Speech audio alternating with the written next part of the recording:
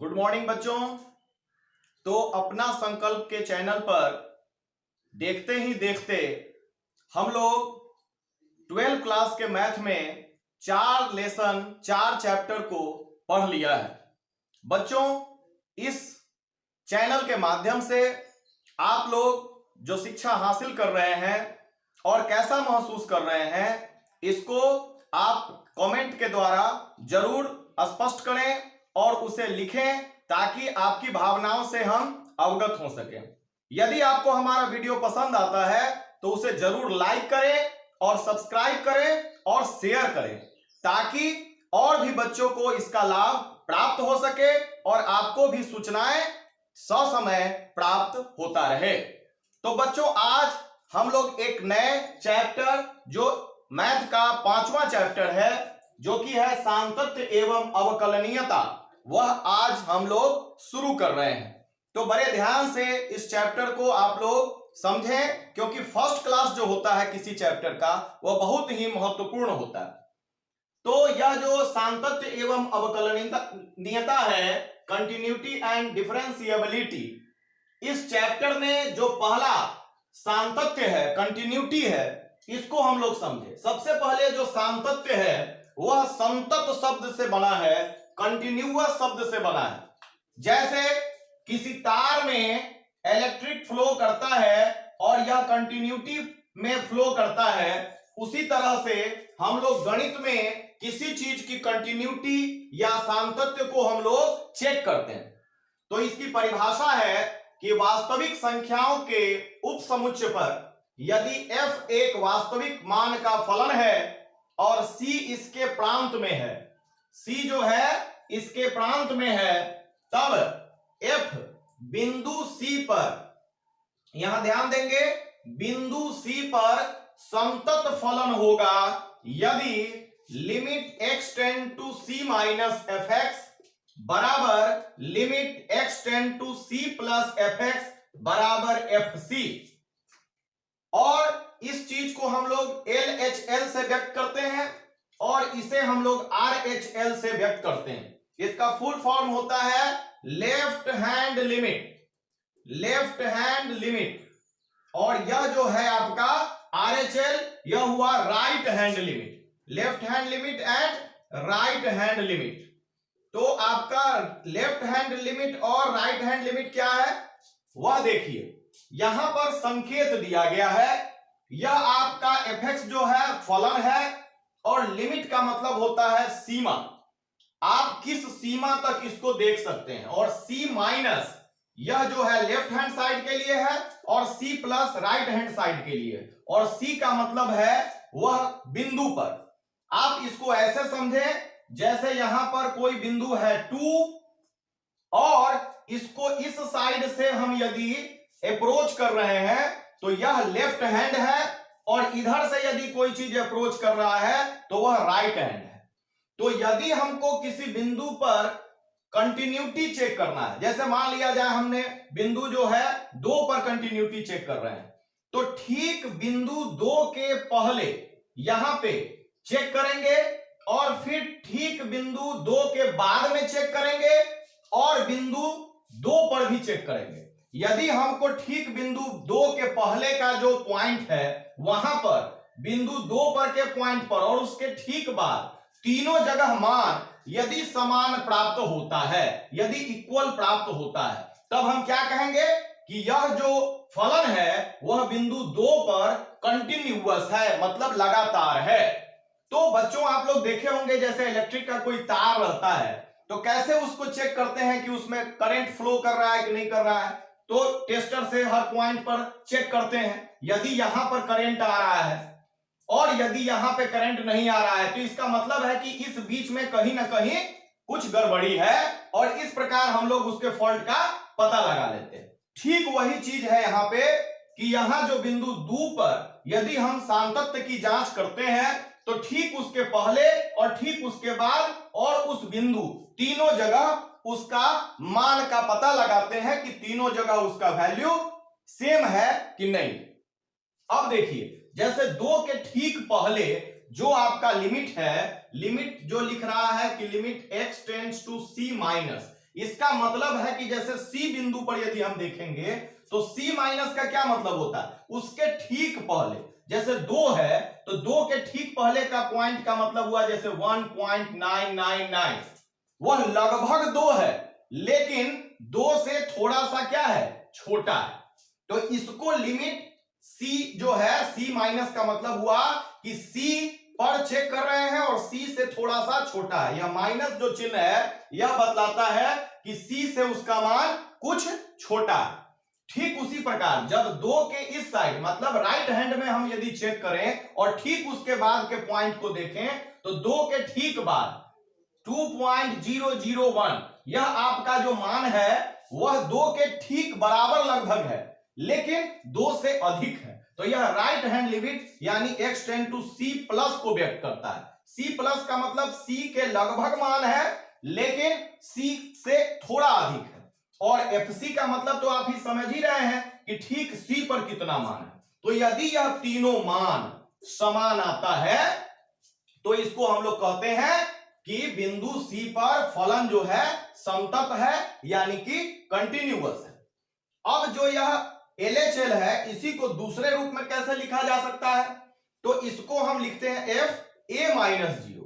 यदि a minus 0 का मतलब है कि a से कुछ छोटा, अब माइनस 0 जो है एक संकेत को व्यक्त कर रहा है। ऐसे तो आप कहिएगा कि a माइनस 0 का मतलब fa हुआ, लेकिन यह केवल एक संकेत है कि a में से 0 घट रहा है, मतलब कुछ न कुछ घट रहा है। उसकी मात्रा नगण्य है लेकिन कुछ घट रहा है, यानी a के वैल्यू में कुछ गिरावट आ रहा है, कुछ कम हो जा रहा है। जैसे कि आप 2 में से कुछ घटा के 1.999 लिखे, उसी तरह से माइनस a इस बात को व्यक्त कर रहा है कि इसमें से कुछ घट रहा है, लेकिन वह जो घटने की मात्रा है वह नगण्य है। इसी को हम दूसरे रूप में क्या लिख सकते हैं, limit h tends to 0 a minus h। यही चीज को हम इस रूप में लिखते हैं, यानी यहां a माइनस h है और a में से कितना घट रहा है, 0 घट रहा है। यहां जो h टेंड्स टू है, h का वैल्यू है वह 0 के आसपास है। 0 के आसपास का मतलब नगण्य है लेकिन कुछ घट रहा है। यह LHL के बदले में ऐसा भी लिखा जाता है। उसी प्रकार जैसे यह जो RHL है जिसको हमने इस प्रकार व्यक्त किया है, इसको इस प्रकार भी हम लोग लिख सकते हैं कि f a प्लस 0 और यहां पर a प्लस h लिखेंगे और यह h का वैल्यू लिखेंगे कि लिमिट h टेंड्स टू 0, यानी इसका मान लगभग 0 के बराबर है, लेकिन यह a में जब प्लस होगा तो a से थोड़ा सा अधिक हो सकता है। तो बच्चों आशा है कि आप लोग इस LHL, RHL और C का जो वैल्यू है और जो सामतत्व की परिभाषा है इसको आप लोग समझ चुके होंगे। अब सामतत्व के कुछ गुणों को हम लोग देखें। इसमें सामतत्व के गुण है, पहला कि प्रत्येक अचर फलन यानी कि कांस्टेंट फंक्शन और तत्समक फलन यानी कि आइडेंटिटी फंक्शन एवं बहुपदीय फलन यानी पॉलिनोमियल फंक्शन संतत होता है। आगे के सवाल में यह स्पष्ट होगा इसके गुण, जब हम लोग एक्सरसाइज में सवाल को देखेंगे। तो यहां पर आप बड़ा ध्यान से देखिए कि बहुपदीय फलन जो होगा, जैसे कहीं रहेगा x स्क्वायर प्लस 2, यह पॉलिनोमियल फंक्शन होगा। तो इस टाइप का फंक्शन होगा तो सीधे हम लिख देंगे वहां पर कि चूंकि यह एक बहुपदीय फलन है, यह इसलिए यह संतत फलन है। उसी तरह का दूसरा पॉइंट है कि यदि f और g बिंदु C पर दो वास्तविक संतत फलन है, तब यदि g और c दोनों यदि संतत फलन है तो इसका जो संक्रियाएं होता है, जैसे जोग का क्रिया f प्लस जी, घटाव का क्रिया f माइनस जी, गुणा का क्रिया f इंटू जी और भाग का क्रिया f बटा जी, यह x बराबर c पर समतत होगा। अब हम जो सामतत्व की परिभाषा और उसके गुणों को पढ़े हैं उसको कुछ प्रश्नों के माध्यम से समझने का प्रयास करते हैं। जो फर्स्ट क्वेश्चन है वह कहता है कि x बराबर 3 पर fx बराबर 2x स्क्वायर माइनस 1 के सामतत्व की जांच कीजिए। तो आप देखते हैं कि सबसे पहले आपको बोला गया है कि LHL बराबर RHL और बराबर जो आपका FC है, यह तीनों बराबर होता है तो आपका फलन समतत होता है। यहां पर आप देखते हैं कि 3 को माइनस में, यहां पर LHL का मतलब होगा limit x tends to 3 minus और fx, और यहाँ RHL का मतलब होगा limit x tends to 3 plus fx। तो यह दोनों स्थिति में आप जब मान 3 से थोड़ा छोटा रखेंगे यानी लगभग 3 रखेंगे और इसमें 3 से थोड़ा अधिक रखेंगे या लगभग 3 रखेंगे, दोनों ही स्थिति में fx का वैल्यू सेम आएगा। इसलिए इन दोनों को एक साथ समाहित करके हम इस तरह के प्रश्नों को, जो प्रारंभिक प्रश्न है, वह डायरेक्ट हम लिखते हैं limit x tends to 3 fx बराबर लिमिट x टेंड्स टू 3 और fx का जो वैल्यू है उसको हमने यहां रखा है और यहां पर जो x टेंड्स टू 3 है मतलब x 3 हो रहा है, टेंड्स टू का मतलब होता है x 3 हो रहा है, वह 3 से थोड़ा कम या 3 से थोड़ा ज्यादा, लेकिन जो आपका होल में है वह लगभग में इस x के जगह पर आपको 3 रखना है। x का मान क्या रखना है? 3 रखना है, यानी इसका वैल्यू 2 इंटू 3 का स्क्वायर माइनस 1 यानी 2 इंटू 9 माइनस 1 यानी 18 माइनस 1 इक्वल टू 17 आता है, 17 आता है। और इस स्थिति में आपका LHL और RHL एक साथ ही निकल जाता है क्योंकि दोनों का वैल्यू आपको इस स्थिति में सेम आता है। अब आप आगे के प्रश्नों में देखेंगे कि वहां पर LHL और RHL का मान अलग अलग आता है, तो आप प्रश्न के हिसाब से उसको वहां देखेंगे।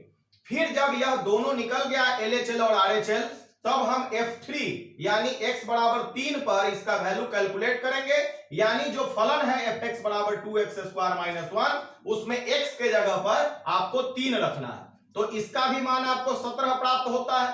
तो इस स्थिति में जो limit x tends to 3 fx है वह बराबर F3 आता है, यानी आपको जो परिभाषा है उस परिभाषा के आधार पर x बराबर 3 पर फलन आपका समतल साबित हो जाता है।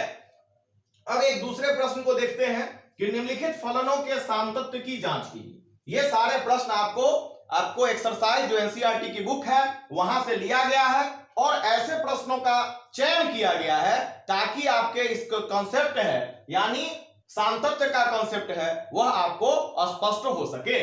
तो यहां पर देखिए एक प्रश्न है, आप किताब में इसको देख सकते हैं कि fx बराबर है x माइनस 5 और दूसरा प्रश्न है fx बराबर 1 बटा x माइनस 5 और इन दोनों फलनों के सामतत्व की जांच आपको करना है।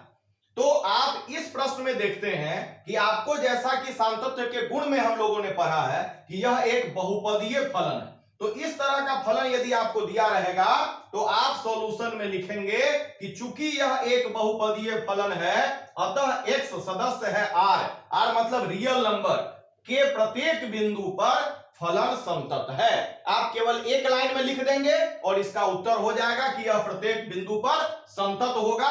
क्यों होगा? क्योंकि यह एक बहुपदीय फलन है।